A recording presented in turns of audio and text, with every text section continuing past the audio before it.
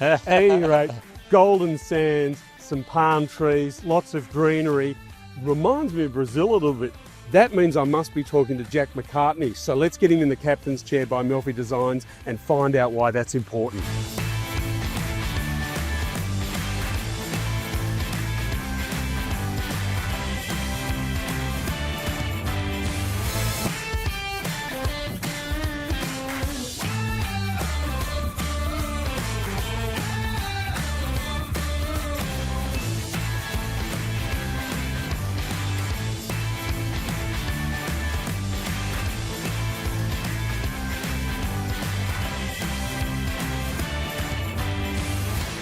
Well, really great to be back with season 2 of Bulwarks and Bulldust, brought to you by Pantaneous. You probably saw something about Brazil, and there was a really good reason for that, because on the show today is Jack Macartney, and he's a very, very loyal friend, 20 years in the making. And the Brazil connection goes all the way back to his wife, Di, who he met in Brazil, and his son is called Ria, who must be approaching 10 years of age now.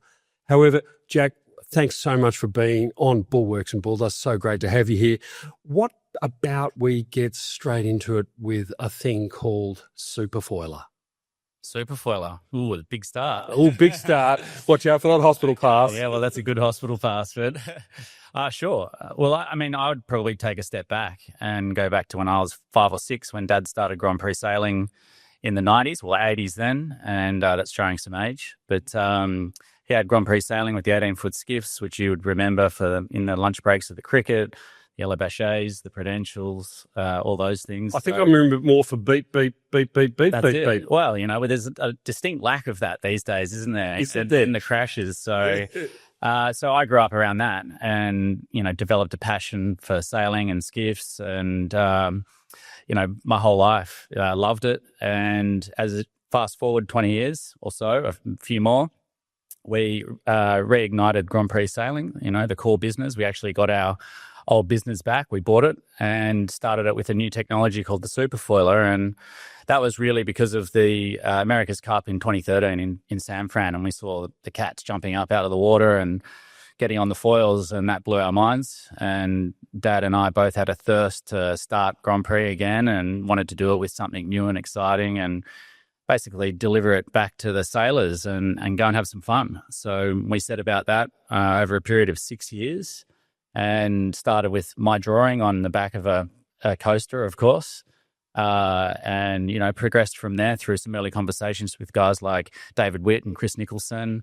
We ended up with Morelli and Melvin and designed the boat, built the prototype, built the rest of the fleet, got the whole circus up and going, and managed to complete 5 events, including up here on the beautiful Gold Coast, which was my favorite, actually. It was, redlining with the stress because of the depth and the speed and all those sorts of things. But we achieved a lot in a short space of time and had the tough experience of having to say goodbye to it. And it was the full business journey over a short period of time. And I'm on record for saying it was a family legacy business, something straight out of the 90s for me. And we, we were and still are very passionate about the machines, the boats, and what we were creating there for the sailors and for the television spectacle, the crashes and all the bleeps.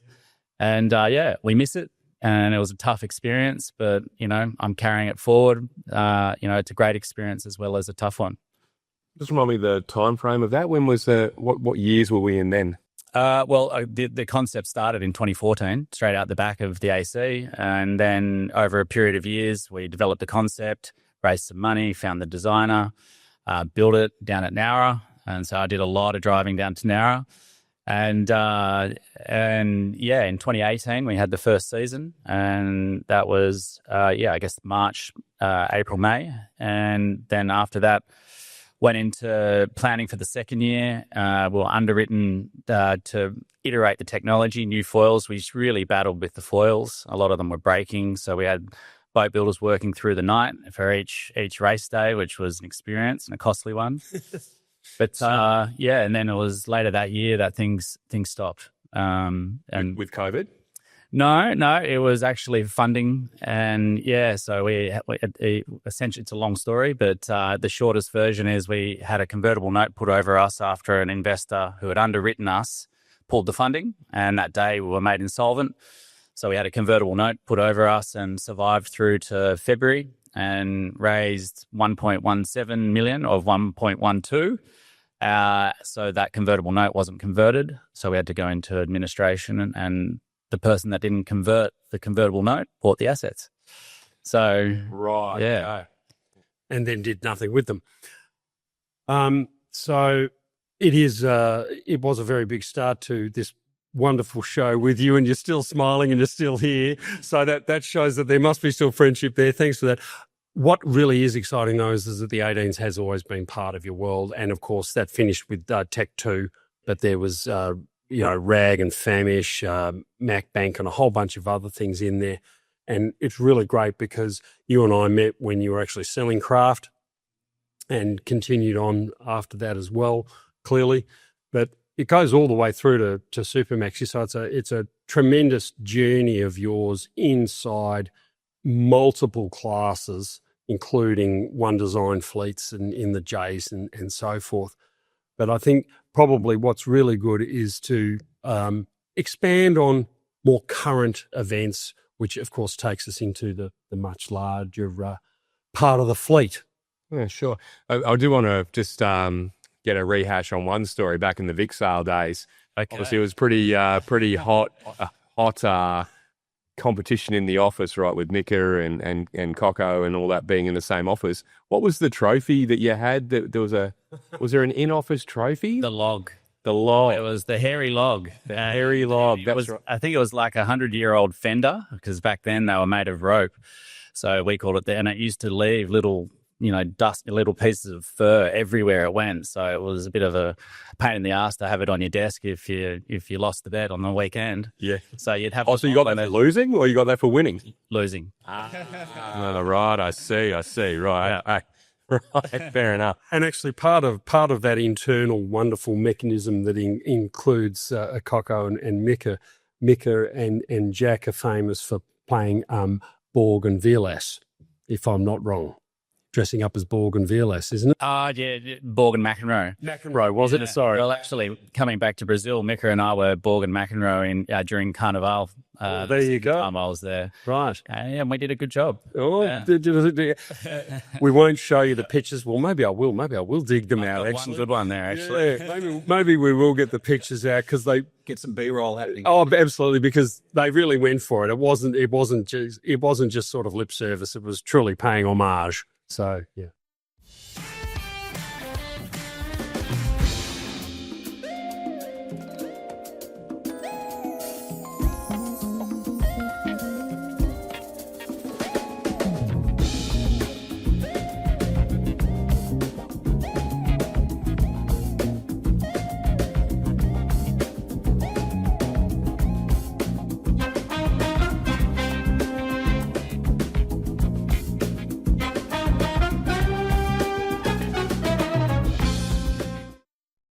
So it's been a big few years for you through the Celestial campaign, and I think a big congratulations to you and the rest of the team. I don't know if anyone's really been able to convert that success across a couple of different boats and very different sorts of boats, right? So that Celestial TP52 was a juggernaut of a campaign.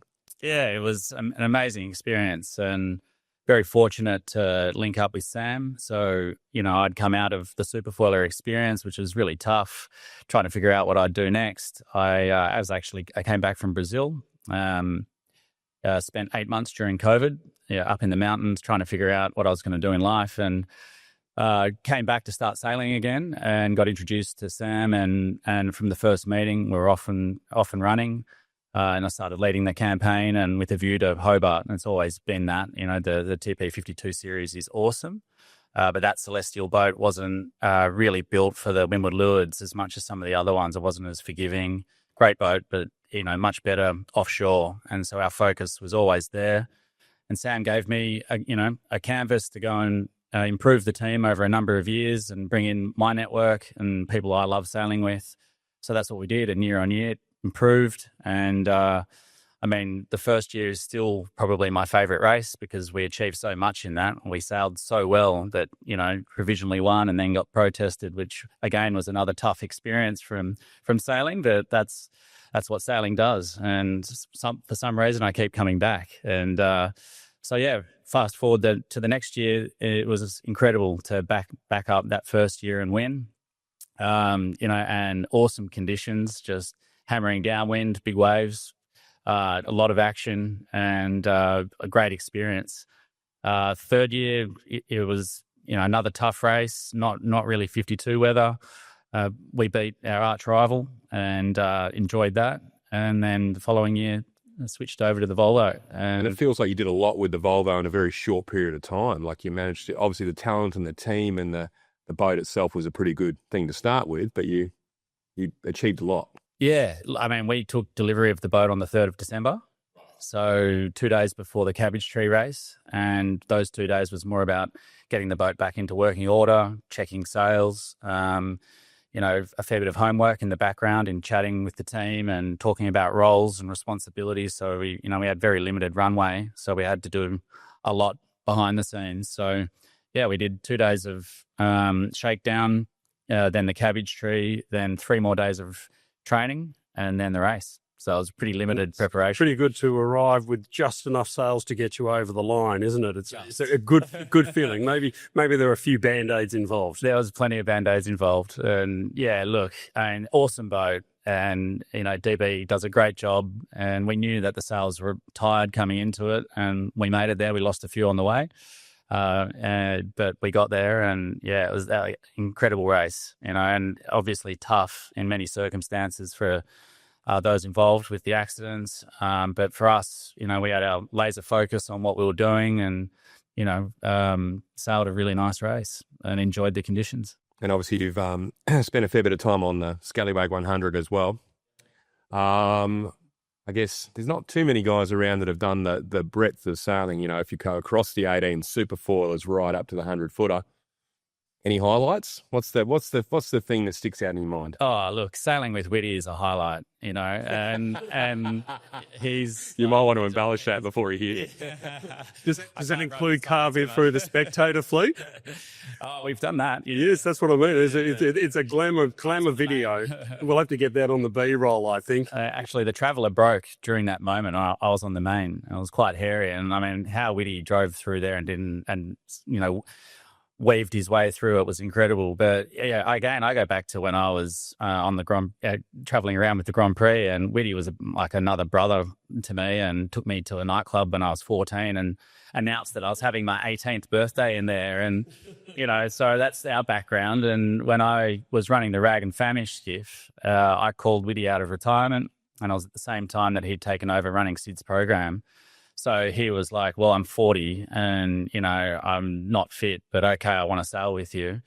So we had a great season. We almost won the JJ, came down to the last race, and I cartwheeled us around the top mark in very heavy nor'easter, and we came second to the Channel 7. But from that, Whitty got me on the TP52 and then the 90, the 100. And so I was there. I was part of the furniture until 2019 when things slowed up because of COVID. But I mean, the highlights, yeah, I'd have to say after the first season of the Superfoiler, jumping back on for the Volvo and being there in a really tough time after the loss of fish, and makes my skin go a little bit there. But, to be there through that was really special. And then that flowed into a year on the 100-footer, and we did the Transatlantic and the Fastnet and a bunch of other stuff in the Caribbean. And that was a big year of really seeing the team take shape with SH, and that was after the transition from Ragamuffin to Scallywags. So, yeah, I think those years pop up for me. There were some early years with the Rag doing the Transpac. So one year in particular where we went way north to get to the trades, and then spent 4 days of doing 25 to 30 knots surfing, big rolling waves, in great ideal conditions for that boat. Flat and fast and just hammer down, and, obviously a fair way to go. And that was awesome. And, great sailing, good people, great team. So, yeah. There's the Hobart as well. There's a few Hobarts. We had some hairy ones, and I think we came second to Comanche one year after capsizing twice, breaking a dagger board and tacking the dagger board the whole way across Bass Strait in a 35, 40 knot southerly. So we had to lift it up on a halyard and tack it each time in big waves, and then up the Derwent about 30 times. And, that was one of those real gritty ragamuffin sort of performances. So, yeah. Have you seen, just a bit of a tangent, have you seen what's happened to the old 52 rags? No, I haven't. We'll cover that off later. Oh, wait, is it probably plan that? Is that? No, it's actually been bought by David Bigger up on the Sunshine Coast. Okay. Converted into a cruiser. Yeah. Express cruiser. Not finished yet, but I'll show you later on. Yeah, look, yeah. Sorry about the segue, Ryan. Yeah. It's a express cruiser with a stern extension and a modular interior to make it very livable with an enclosed forward pilot house. It's a very clever design. Okay. Single hand in a shortened rig, but an express cruiser and a good use of the Pegasus hull. Yeah. Oh, it was a great boat. Yeah. Good use of the always Pegasus rated hull. really well, and yeah.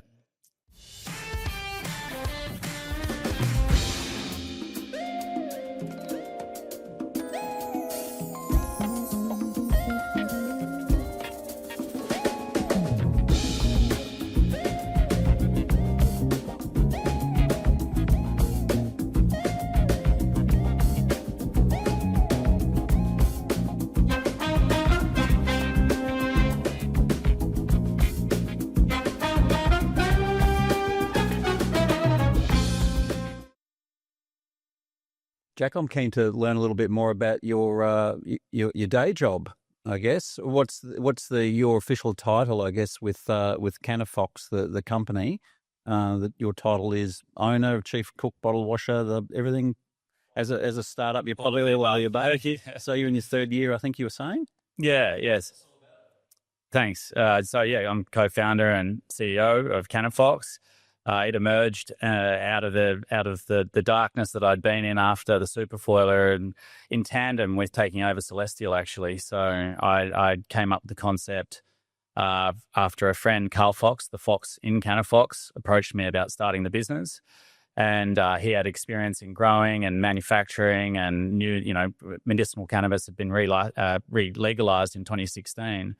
So it had been bubbling away in the background for a while, and it was in Brazil that I made the decision to get in touch with Foxy and came home. So at the same time as starting Celestial, we started Cannafox with Kwa Truong, who's our other business partner and scientist. And essentially we had nothing to start with except a shared vision to grow hemp for the purpose of producing hemp extract, which is commonly known as CBD, to help people and pets, because it works in the same way for all mammals. So it was as simple as that.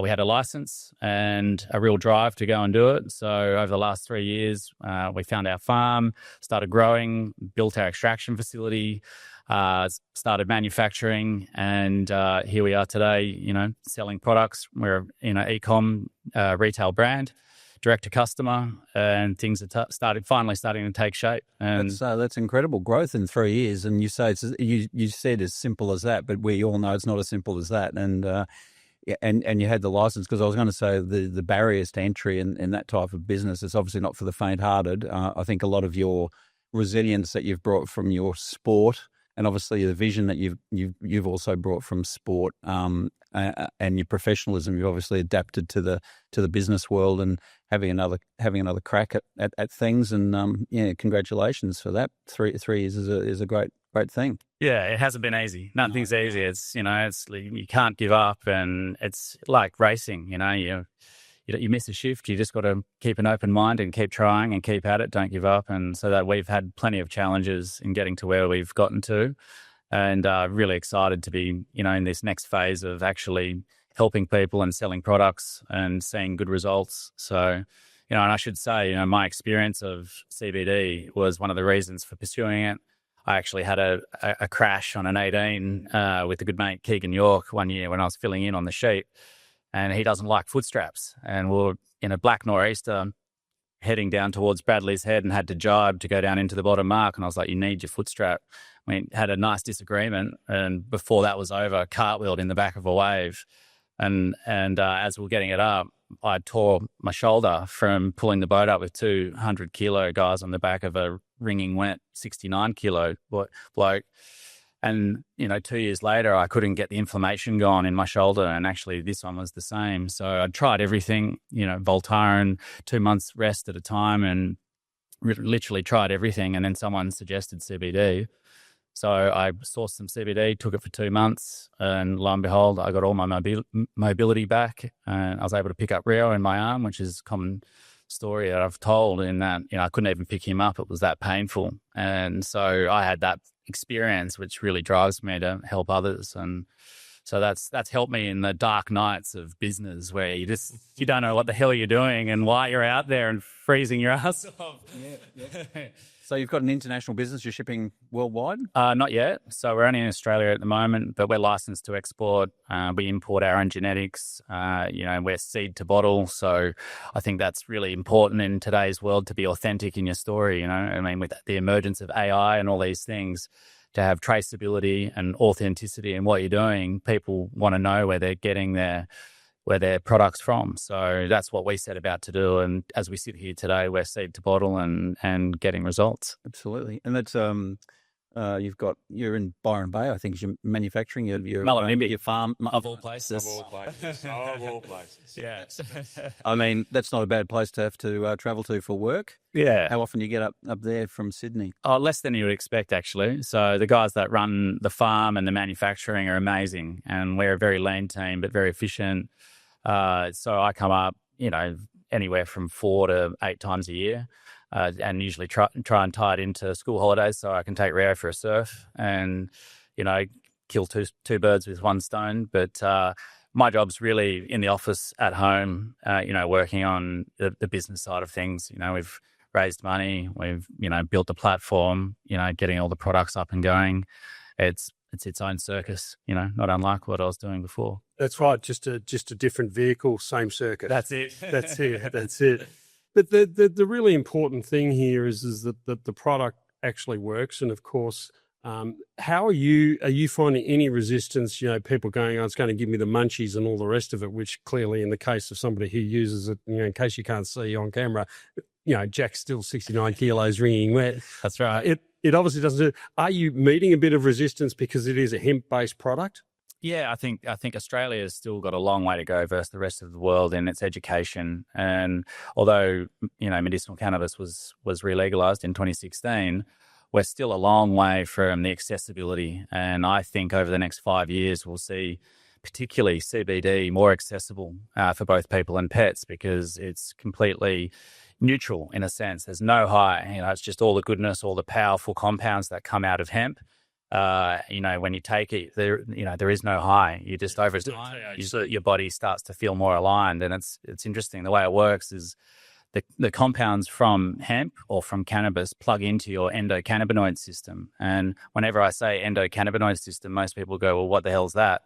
And my wife likes to remind me, it's like the discovery of the clitoris. It took it was only 20 years ago that was really properly understood. And the ECS system's about the same timeline.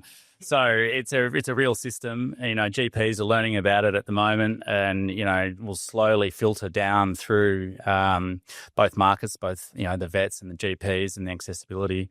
So, yeah, I'm a real believer that it should be widely accessible. It should be cheaper than the prescription model. And you'll see, over the years, in the years coming, people taking it more and more, and the results that you can get from it. Yeah. I think you'll get a sales growth, a bit of a spike after that analogy.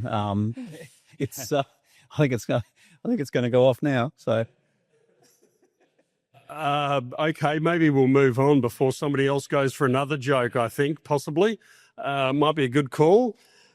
But I guess the really big thing is that it's always great to see how yachting gives into the rest of your life, but yachting hasn't left your life.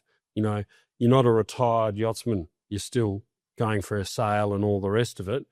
What do you think might be next? It might not be as high as flying through the spectator fleet in a supermaxi, but surely there's got to be something left in the yachting world. Do you want to talk a little bit about what might be coming up for you in the yachting world? Yeah, sure. I mean, I think, going back to my early 18-foot skiff days, I've always traversed that mountain of, business and sailing. And I've never fully committed to sailing, although I love it and it's a passion of mine and I've had success. I've always had a business interest on the side of that, and that remains for me. And obviously with Cannafox, that's my core focus. But I absolutely love being part of a team, being offshore, turning the phone off, and being part of a campaign where you can have a plan and deliver on that plan. And that's something that I've been able to unload all my knowledge from the skiffs and Witty and the years with the 100 into the Celestial program. And it's been it brought me a huge amount of joy being able to do that and bring guys along like, Louis Brake, he sailed on the Tech 2 with me, and Harry West, and these young guys that are just amazing sailors. And I get to see them empowered and really taking steps in their career. That's where I'm at now. And so, yeah, look, this year I'm not doing anything other than potentially Hobart. And there is something, bubbling away behind the scenes. There's a good chance you'll see. Really? Really? So Sam's deeply committed to the Cape 31 program and is never going offshore. Right. Probably not. I think his words were no, never, never again, but maybe. So, and I think the maybe's got to get a little bit of an underline about now. Is that sort of there's a bit of bubble going on? There's bubbling, but it's certainly nothing's happening as yet. Dig, Johnny. Yeah. Dig. Oh, you spotted that? And we might get the backhoe out next. I think the shovel might not be working. Yeah, look, he loves competing. He loves being part of the team. He finds it really hard being on land, and he's been campaigning for near on 20 years and taken the steps up the ladder to be at this point where he's just been going so well. So is he going to stop? I don't know. I mean, the Cape 31, he's obviously got a pretty shit hot team there with Rob leading it, and I think he wants to see that class grow in Australia over the next year or two. But is offshore still there? We'll see. Yeah, but I certainly want to do the Hobart and will in one shape or form. Yep. Okay, you heard it there. In one shape or form, Jack will be going south at Christmas. That is the word. I hope he's told his wife. Well, yeah, I think Di probably already knows, to be really honest. She's probably already bought the tickets to go down and see him there, I dare say. Well, Rio wants to do it when he's 18, so I've got to keep my toes in the water until he's there. So it's not far off. Not that far off. But yeah, I think that's really an important thing is that, you're very much in circulation, not out of circulation. I guess that was the original shot that I was making. It's hard to get away. I mean, it's one of those things. You can't get it out of your blood, and I love it, and I'm passionate about it. Definitely not stopping anytime soon. Terrific news. Well, I think the best thing is that, you've still got a wealth of skill available. You're still educating other people about it. We saw Coco go, Daddy needed to, have a bit of a crack at the 18s again. He's got a few under his belt there. He's got a little bit of skill. I don't know what he was thinking, but yeah. Yeah. So does that mean you've gone, thanks for showing me what not to do, Coco? Is that what you're saying? Oh, a little bit. I mean, I learned through the three sort of segments of my skiff career with sailing with Mika in the early days, which was sort of half party, half serious. And then the Rag and Famish, where I was learning about actually campaigning and what it takes, and up against Coco and the Channel 7 programs, which, you can only learn from in terms of the infrastructure that they brought in and the knowledge and the process and, the data that they would take. So I took some big steps forward with a great team and had a lot of fun, and then finally put that into real practice with the Tech 2. And, it draws so much emotionally, the 18s, but at the end of it kind of leaves a void. It's like, well, it's a lot of time, a lot of, your emotional energy. So when you go back into it, I'm now at the point, if I do things, I want to, give it everything. And yeah, so at the moment I'm happily retired. Yeah. Well, look, it's a very special fleet and a very special place for a lot of people, whether they've sailed them or whether they're just avid watchers. So we'll see. But anybody who has you involved in any sort of skiff program is going to be getting a wealth of knowledge brought onto that scenario. And you never know, maybe Rio might sort of go, Dad, out of the way, I'm in. You never know. You never know. You never know. Yeah, and let's hope that happens. No pressure, Rio, by the way, no pressure. But if you do, we'll be there applauding. Excellent. Yeah. So I guess the really big thing is that it's a great time to highlight that sailing is available not only throughout your whole life, but available to teach you. And it's really great that you're using it in yet another project. So that's great. Never say die. You never have. And long may that reign supreme. Thanks, John. Cheers. Right. Appreciate it. Well, if you've loved Bulwarks and Bulldust, you need to press the subscribe button, please. That'd be really, really handy. We appreciate it. Like the little bell for a ring-a-ding-ding to make sure you know when we're back on. But in the meantime, thank you so much. Please keep your comments coming, whether that's via the socials, YouTube, TikTok, all the rest of it, Insta, or indeed the emails and messages, SMSs that we're receiving, and your lovely comments to us face-to-face on the quay. So from Bulwarks and Bulldust, thank you. Season 2 is going really well. Thank you to Pantanius for making sure that happens. And thank you to Melfi Designs for the captain's chair, because we love having great people like Jack Macartney sit in the captain's chair. Thanks, John. Thanks, Wally. Thanks, Lee. That's great. Cheers. Jack Macartney, what an amazing story, from skiffs to supermaxis and everything in between, and now growing a business. Thank you so much for being on Bulwarks and Bulldust. It's been an utter delight. Thanks, Johnny. Great to be here, and thanks to Wally, Lee, and yourself. It's been beautiful. Yeah, up on the sunny Gold Coast, delightful weather. Almost Brazil. Almost Brazil.